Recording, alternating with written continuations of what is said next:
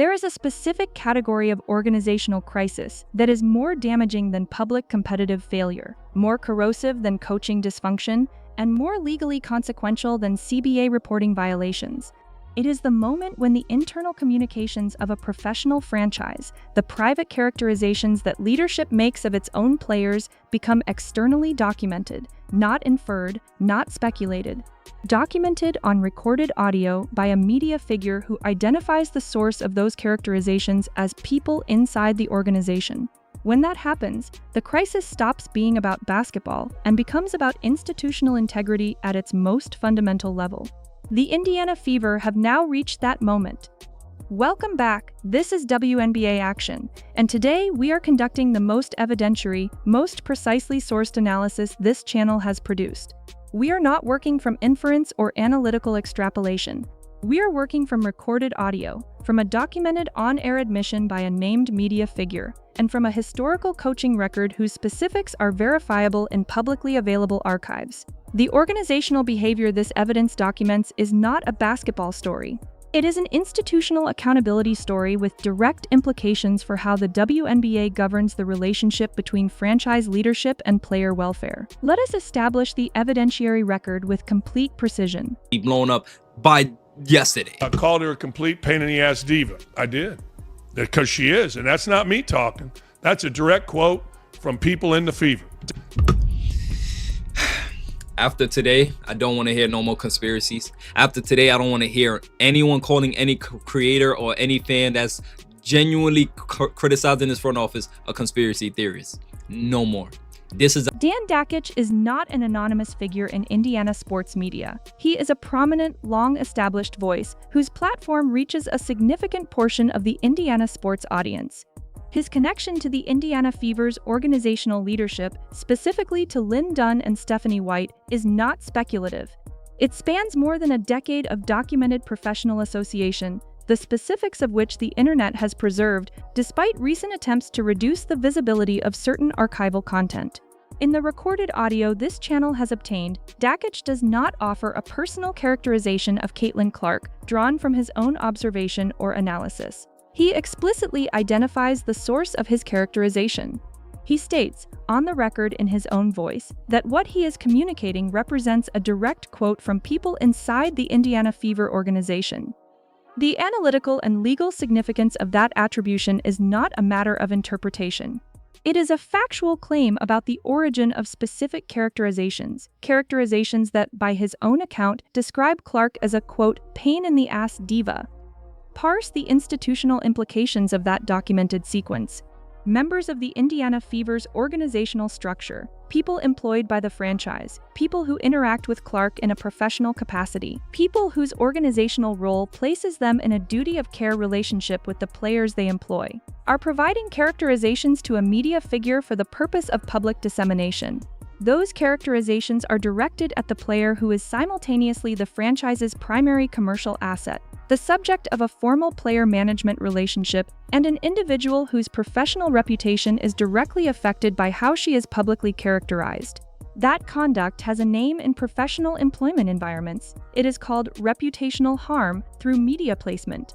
It is the deliberate use of external communication channels to damage the professional standing of an employee, conducted through intermediaries to create plausible deniability while ensuring the characterizations reach the intended audience.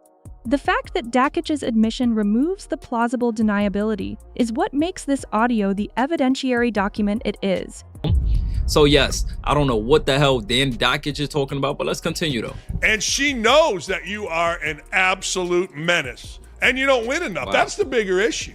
So she's a diva, she's an absolute menace, she don't win enough, all these things that he's saying Stephanie White knows, not he thinks she knows, not what it looks like, he's saying she knows. This is someone with direct ties to these people.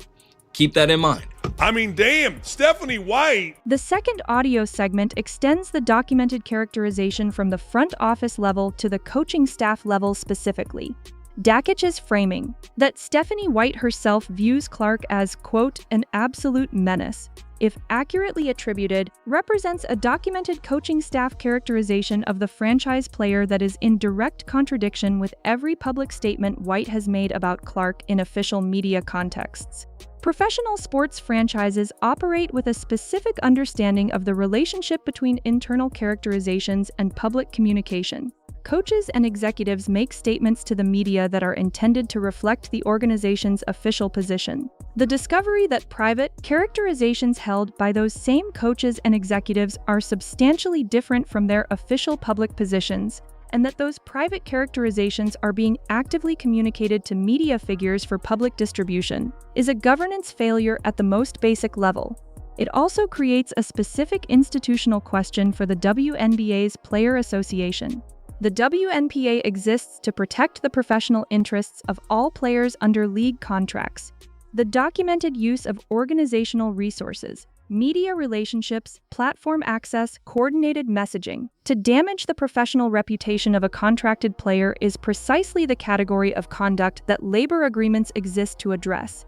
Whether the specific conduct Dakich's audio documents falls within the WNBA's formal grievance jurisdiction is a legal question. That it falls within the WNBA's institutional mandate to investigate and respond to is not. What? Oh, hold on. So, as you guys can see, Stephanie White was the Vanderbilt head coach. Carolyn Peck was the associate head coach, right? Stephanie White went a miserable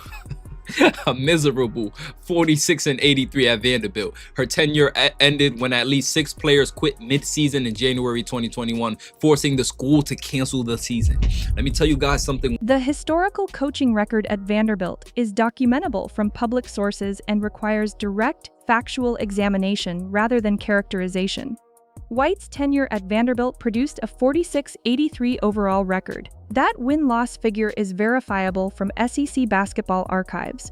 The player departure pattern during that tenure, multiple players leaving the program mid-season, in some cases sacrificing a year of NCAA eligibility to do so, is also documented in the contemporaneous sports coverage from that period. Players do not sacrifice athletic eligibility, which represents direct financial and competitive value in the college sports ecosystem, without a threshold of motivation that goes beyond ordinary roster management disagreements. The pattern of departures during White's Vanderbilt tenure is a documented organizational data point that contextualizes the current Indiana Fever coaching environment. The relevance of this historical record to the current situation is not that past performance automatically predicts present behavior.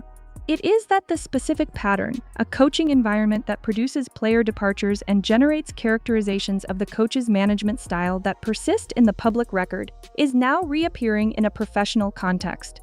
The organizational conditions that produce that pattern do not typically arise from isolated individual circumstances. They arise from coaching philosophy and interpersonal management approaches that the coach carries from one environment to the next.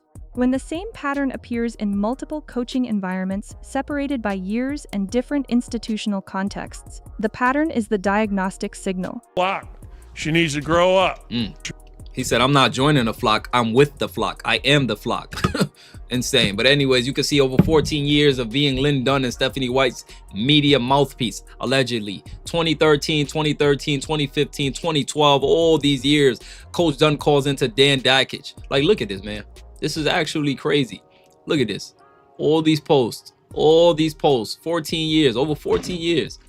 Look at this. Even Dakich himself. The 14-year documented association between Dakich and the Indiana Fever's organizational leadership is the connective tissue that makes the audio's identified sourcing analytically coherent. Media figures who maintain decade-plus relationships with organizational leadership do not function as neutral observers of that organization's conduct. They function as nodes in an information ecosystem that the organization has cultivated over time. Relationships maintained specifically because they provide access to the public communication infrastructure that independent media access alone cannot reliably deliver. The disappearance of archival content documenting that association from internet platforms, content that fans subsequently preserved and circulated, is itself an organizational behavior data point. Organizations that have nothing to hide from their historical media relationships do not attempt to reduce the visibility of that history. The attempt to reduce it, and its failure in the face of a fan community that had already preserved the documentation, tells its own institutional story. Scott Agnes's situation, referenced as a reporter whose honest reporting of the Clark injury situation preceded his departure from the credentialed beat reporter role, is relevant context for understanding the information environment surrounding this franchise. Organizations that maintain healthy accountability relationships with their credentialed media do not produce departures that correlate with accurate reporting of organizational conduct.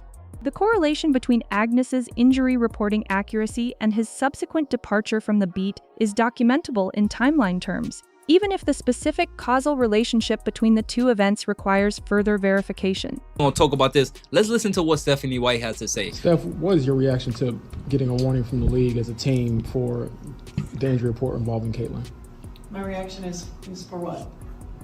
Spoiled, entitled brat. Spoiled, entitled brat. She's the diva. Talk about deflection. Talk about projection. This is diva behavior. Take accountability. This league policy that you're supposed to report the injury 5 p.m. the day before. And you're talking about White's response to the question about the WNBA's formal warning for the injury reporting violation, for what, is now documented alongside the Dakich audio as a pattern of organizational conduct rather than an isolated incident.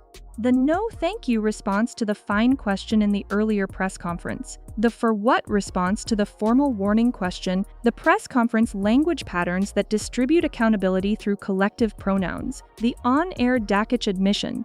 These are not separate organizational stories. They are expressions of the same institutional condition, a leadership structure that has concluded it operates outside the accountability frameworks that govern professional sports organizations. That conclusion is being tested from multiple directions simultaneously. The WNBA's formal warning represents the league office's institutional response. The Dakich audio represents the evidentiary basis for a WNBA response. The national media coverage represents the commercial accountability response.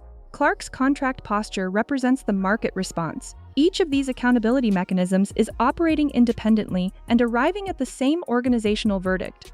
The Indiana Fever are not managing a basketball team that is struggling through a difficult competitive stretch. They are managing an institutional crisis that is now documented across multiple evidentiary categories: CBA compliance, coaching conduct, player welfare, and organizational communication ethics, each of which carries its own accountability mechanism, and all of which are now simultaneously active. Clark's situation, fighting, as this channel has characterized it, on two simultaneous fronts, is the institutional reality that the Dakich audio makes impossible to responsibly characterize as media speculation or fan overcorrection. The external competitive challenges any professional athlete faces are expected and manageable.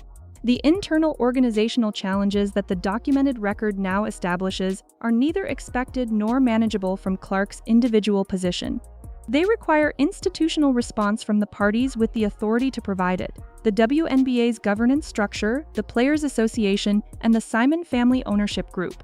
The ownership group's position is now defined by a specific, documented evidentiary record that includes audio of organizational members characterizing their franchise player to media figures for public dissemination. Whatever organizational response they make to that specific documented conduct will define whether this franchise retains the institutional credibility required to maintain the player-franchise relationship that its entire commercial future depends on. This is WNBA Action.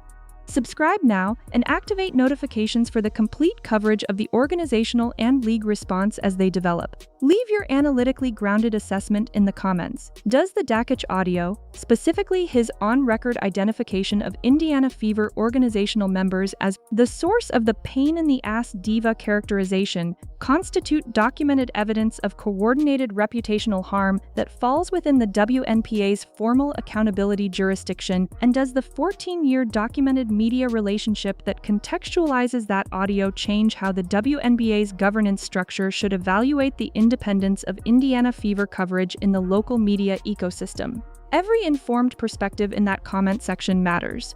We will see you when the response comes.